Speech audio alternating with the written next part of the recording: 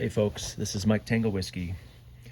I wanted to do a video on thrift stores as a resource for preparation. If you are into prepping or tactical gear or camping or really life, I really believe that retail is for suckers. And if you're into preparedness and you are not utilizing thrift stores as a resource to kind of build up your inventory, your supplies, your gear, your kit, you are missing out on some screaming deals.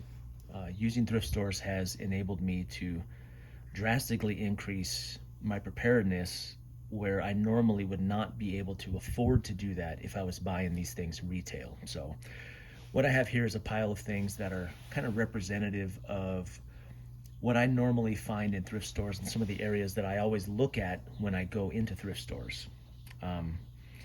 Okay, so I'm going to kind of go through these items really quickly just to give you an idea of the kind of things that you can find and the prices that you might pay for them. The first area that I see quite a bit that gets ignored is the first aid area. So all thrift stores, or most thrift stores, will have some sort of medical area. Usually it's like senior aids, like crutches and things like that. But it's very easy to find medical supplies readily available for really cheap prices. Like this one I found for 99 cents. I found gauze. It's mostly gauze and like first aid equipment. I never really find tourniquets, and I wouldn't buy a tourniquet if I did find one in a thrift store, but you can easily build up your inventory of gauze and medical supplies at a thrift store for really cheap. The second area is camping gear. So very regularly, I will always visit, anytime I go to the thrift store, I'm going to go check out the camping area. I have found sleeping pads, I have found sleeping bags, I have found backpacks and tents for pennies on the dollar. And some of it is very high quality equipment once you know what to look for. A lot of it is kind of generic, maybe not the best, but the more you go, the more likely it is that you will find what you're looking for. So this is another area that I always check. Nylon. So this is a little bit more rare, but I do find pretty regularly nylon kit, anything from chest rigs to backpacks to bandoliers, pouches, those kind of things. This one, let me back up for a second. So I paid like $1 for this. This sleeping bag, if I remember correctly, it cost me like $6, right? A kit like this I find not as regularly, but I do find it, and when I do, it's usually like 10 or 15 bucks, and this is like a $200 chest rig from Mayflower. Not as often, but if you look consistently, you can find kit like this. This is a military issue parka, which is really nice. Like if you were to purchase this new, it'd probably cost about 300 bucks. I think I paid $8 for this. I use this for hunting quite a bit too, but it could go into any one of your go bags or your get home bags or those kind of things. And really high dollar quality equipment you can find, again, for pennies on the dollar. So this is another area that I always check.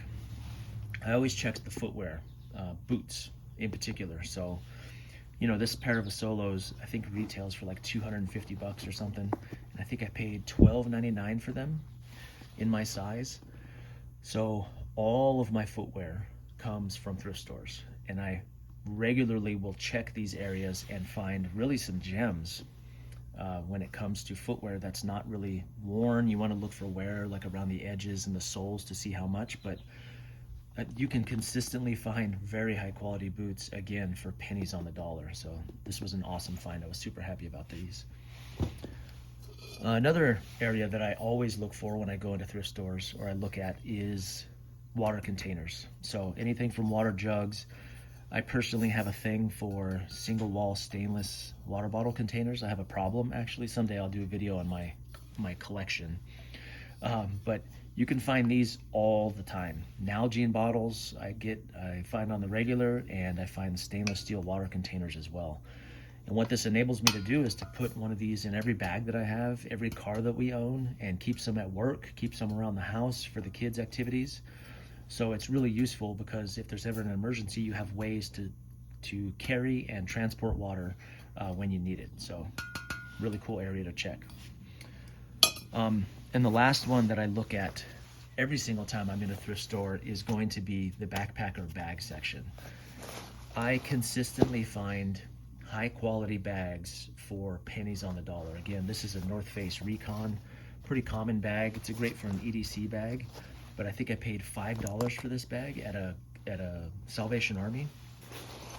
And I have so many bags. I have too many bags, actually. I've recently sold a bunch of them at a yard sale that we had. But when you're storing your gear, when you start deciding to build bags and transport your gear and keep gear kind of staged in different areas, bags, whether it's backpacks or briefcases or duffel bags, are going to become more and more important. And I'm going to do a whole video specifically on bags and what you need to be looking for when it comes to having ways to transport your stuff. Because there's something to be said for having all the gear, then you start organizing the gear, and eventually you're going to start looking at staging and transporting the gear, and that's where bags become an essential part of that planning. So, all right, I wanted to just kind of show you guys some of the things that I've been able to find at thrift stores, again, for pennies on the dollar, just super cheap. Plus, it's exciting to kind of go looking for this stuff, and when you find something that's pretty valuable, that can help you be better prepared for the, for the various things that might come.